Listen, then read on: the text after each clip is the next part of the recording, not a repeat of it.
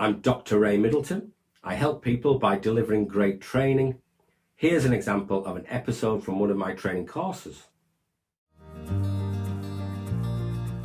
In Season 1 and 2 of this trauma training, we've looked at various definitions of trauma, understanding it as both the traumatic event and reactions to that event, sometimes called trauma reactions. We learnt the difference between one-off type 1 traumas and long-term type 2 or complex traumas. We then explored the diversity and difference there is in both the kinds of trauma people may experience and the ways people might react to trauma. Two different kinds of reactions people might have are unresolved trauma and resolved trauma. Resolved trauma is where people make sense of and process trauma in healthy, positive ways that have no long-term effect on their future well-being. Some people even talk about post-traumatic growth, where people report developing new knowledge and skills through overcoming a traumatic event. However, we learned some people experience unresolved trauma, where they get stuck in the process in their trauma reaction and suffer long-term ongoing harm to their emotional well-being and their physical well-being as well.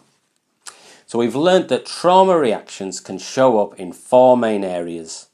That's areas of our beliefs or patterns of thinking about ourself, others, the world and our future. The second area is our emotional states. So emotional states of fear, anger, low mood, guilt and shame. The third area is physically. Trauma reactions can show up in our body and biology.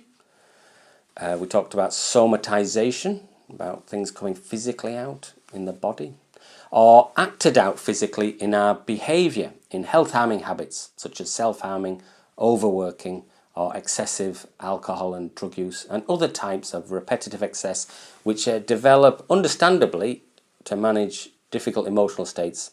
They work in the short term as a way to survive, but in the long term they tend to lead to more problems. So trauma reactions can also show up in that fourth area, which was relationships, especially how we relate to others in interpersonal power relationships and the degree to which we can trust other people. We've also learnt about vicarious re-traumatization and the vicious trauma of vicious re-traumatizing circle, and the virtuous circle of healing and hope, and the value of a positive relationship can make to turn a vicious circle around into a virtuous circle of healing and hope. This training has not just been about passively learning about trauma, but it also covers skillful ways we can actively respond to people who are being affected by trauma in helpful ways. There are things we can do which practically help people to heal and recover, such as be validating, motivating, build motivation, and collaborate with people, share power, particularly around collaborative problem solving. We can also increase people's safety and their empowerment, their choices, and our trustworthiness, or people's ability to trust us by being reliable and consistent in what we do, not over-promising. We've also learned about how people can be triggered into flashback into emotional states that feel like the original trauma, and how grounding techniques where we mindfully notice the sights and the sounds and the smells around us in the present can help to calm us and ground us when someone's triggered. We saw how important it is for us to be able to help people access a wide range of services in the community, because connecting with community support can help people to heal. We've explored the importance of increasing people's safety to protect them from further harm, and how principles of psychological first aid can help, such as being calm ourselves, increasing their safety, increasing people's sense of personal agency and collective agency, and being involved in the process of being helped, and communicating hope and connecting people with others.